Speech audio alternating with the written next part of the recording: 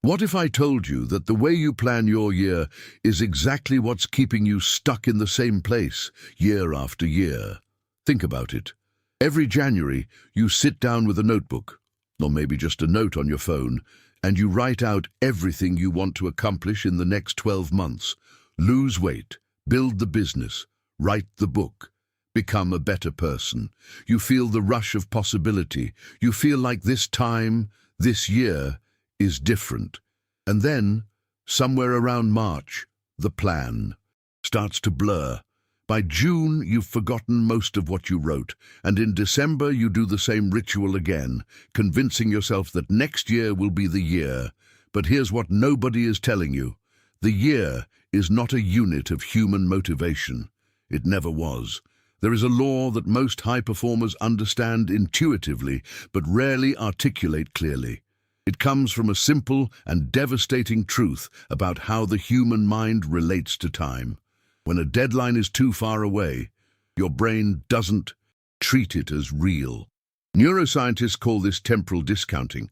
The further away a reward or consequence is, the less weight your brain gives it today. 12 months from now feels like another life, another version of you. So your present self makes promises on behalf of a future self it will never truly become. And the cycle repeats. This is not a discipline problem. This is not a motivation problem. This is a structural problem. And structural problems require structural solutions. Marcus Aurelius, the Roman emperor who ruled one of the most powerful empires in history while waging constant war on multiple fronts, once wrote, "Confine yourself to the present." He wasn't being poetic. He was being tactical. Aurelius understood that the mind, when stretched too thin across too much future, loses its grip on the only moment where action is possible, now. He didn't manage his empire by thinking about where Rome would be in a decade. He asked himself what needed to be done this season, this week, today. The samurai Miyamoto Musashi, who never lost a single duel in over 60 engagements, described his philosophy in the Book of Five Rings as the mastery of the immediate situation. Musashi didn't win because he planned further ahead than his opponents. He won because he collapsed the gap between intention and execution so completely that hesitation became impossible. These men understood something that the modern productivity world has buried under apps, frameworks, and annual goal-setting ceremonies. The shorter the horizon, the sharper the focus. Now I want you to meet someone. His name doesn't matter. Call him Daniel. Daniel is 31 years old. He's been trying to launch his own business for 3 years. Every year, he sets his annual goals. Every year, he makes progress for a few weeks. Every year, life intervenes. A difficult quarter at his day job, a relationship that demands attention, a health scare, an unexpected bill. And the dream slides back to the shelf labeled someday. Daniel isn't lazy. Daniel isn't untalented. Daniel is trapped in a time frame his nervous system was never designed to sustain. Here's what Daniel doesn't know yet. He doesn't need another year. He needs 12 weeks. This is what I call the compression principle, and it will change the way you see everything about ambition, time, and personal power. The compression principle states this: when you compress your execution window from 12 months to 12 weeks, you don't accomplish less, you accomplish more.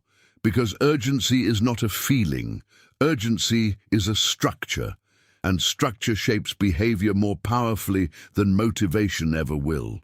Let me break down exactly how this works, because understanding it at a surface level won't change anything. You need to feel the architecture of it. The first layer is what I call the illusion of annual time.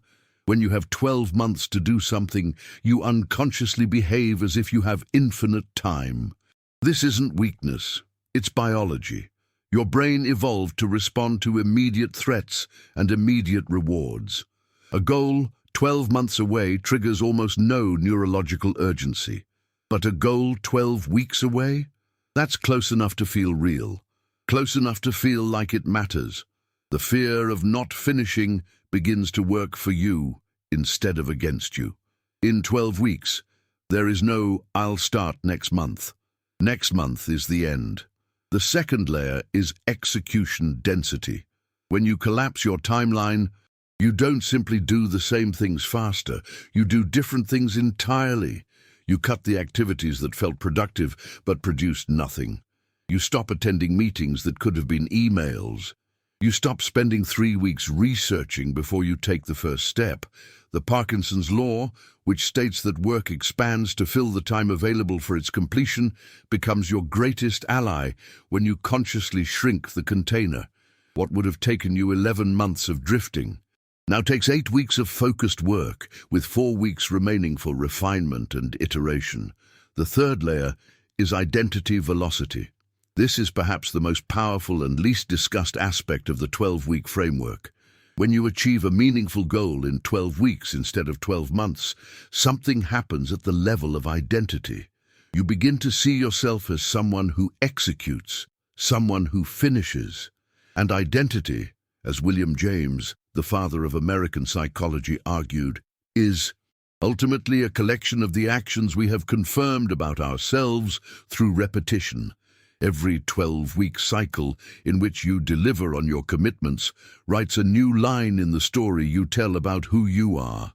12 cycles of that in a year, and you are no longer the same person, not metaphorically, neurologically, psychologically, and practically, you are different. The fourth layer is the reset advantage. Annual planning gives you 1 chance per year to correct your course. 1 chance to look at what isn't working and try a new approach. 12-week planning gives you 4 chances, 4 iterations, 4 opportunities to fail fast, learn, and adjust. In a world moving at the speed it currently moves, the person who can iterate 4 times per year will always outmaneuver the person who iterates once. This is not theory. This is game theory. This is survival logic. The fifth layer is what I call the minimum effective dose of vision. Here is where most people make a critical mistake when they first encounter compressed timelines. They think 12 weeks is too short to accomplish anything meaningful. This is because they're thinking about their 12-month goal compressed into 12 weeks, which would indeed be impossible. The framework doesn't ask you to do that. It asks you to choose the most critical milestone of your larger vision and build an entire execution system around delivering that one thing in 12 weeks. Not everything, the right thing. What is the single accomplishment that, if completed in the next 12 weeks, would change the trajectory of everything else? That is your 12-week goal. Everything else is noise. Now, I know what's happening in your mind right now. There's a voice, a very familiar voice. It's saying, "This sounds good, but my situation is different. I have more responsibilities than other people. My goals are more complex. 12 weeks is too aggressive for what I'm trying to build." I want you to sit with that voice for a moment. Not fight it, just observe it, because that voice is not your wisdom. That voice is your fear, wearing the costume of logic. It has protected you from discomfort for years, and it has also protected you from the life you actually want. The brutal truth is this: you don't have a complexity problem, you have a commitment problem. And commitment is not something you feel. It is something you build through action under constraint. The constraint is the point. The discomfort of a 12-week deadline is not a flaw in the system. It is the system working exactly as intended. Think about what you will lose if you don't change this, not in abstract inspirational terms. Think in specific visceral terms. If you continue planning in 12-month cycles and delivering the way you've been delivering, where will you be in 3 years? In 5? Will Daniel, your Daniel, the version of you who has been putting things off, will he finally have launched something, created something, become something? Or will he still be standing in December writing the same list he wrote 3 years ago, feeling the same mixture of hope and shame? The cost of not changing this is not just lost time, It is the slow erosion of your belief in yourself. Every year you don't deliver on your annual goals. You confirm the story that you are someone who doesn't follow through. That story becomes load-bearing. It starts to support other decisions. Who you pursue, what you apply for, how loudly you speak in rooms where your voice could matter. The cost is not a missed goal. The cost is a diminished self. And this is the moment where everything can shift, not because you've found a new productivity hack, not because you've discovered a secret formula, but because you now understand the architecture of your own inertia, and architecture can be rebuilt. Picture Daniel, 18 weeks later. He chose one goal, not 5, 1. He built a 12-week plan around it, weekly milestones, daily non-negotiables, a single metric that told him every day whether he was on track. He didn't feel motivated every morning. Some days were grinding, mechanical, driven by nothing but commitment to the structure he'd built. But at the end of 12 weeks, he had something he had never had before. A finished thing, a launched thing, a real thing. And in that moment, something in his identity shifted on its axis. He was no longer someone who was going to do something someday. He was someone who had done something. The second cycle was easier. The third was almost natural. That is the transformation the compression principle offers. Not a shortcut, a sharper blade, not less work, more precise work, not a different you, a more honest you, one who operates in alignment with how human psychology actually functions, instead of fighting it year after year with willpower and hope. The year is a beautiful story, but you don't live in stories. You live in weeks, you live in days, you live in the small, specific choices you make when no one is watching and the deadline is close enough to feel like a heartbeat in your chest. 12 weeks, one goal, complete presence. That is the only system that has ever worked. The only system that will ever work. Not because it is easy, but because it is honest.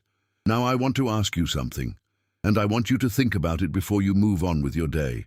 What is the one thing, the single, specific, concrete thing, that if you accomplished, in the next 12 weeks, would change the trajectory of your life?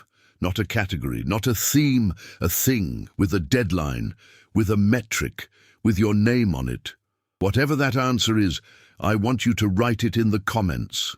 Not for me, for you. Because the moment you name it publicly, you begin the process of making it real. The act of declaration is the first act of compression. If this kind of thinking resonates with you, if you're drawn to the intersection of philosophy, psychology, and the mechanics of real transformation, then this channel was built for you. I don't trade in motivation.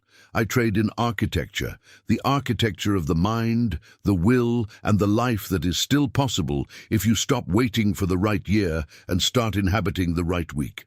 Leave your one goal in the comments. 12 weeks from now, come back and tell me what happened. The clock is already running.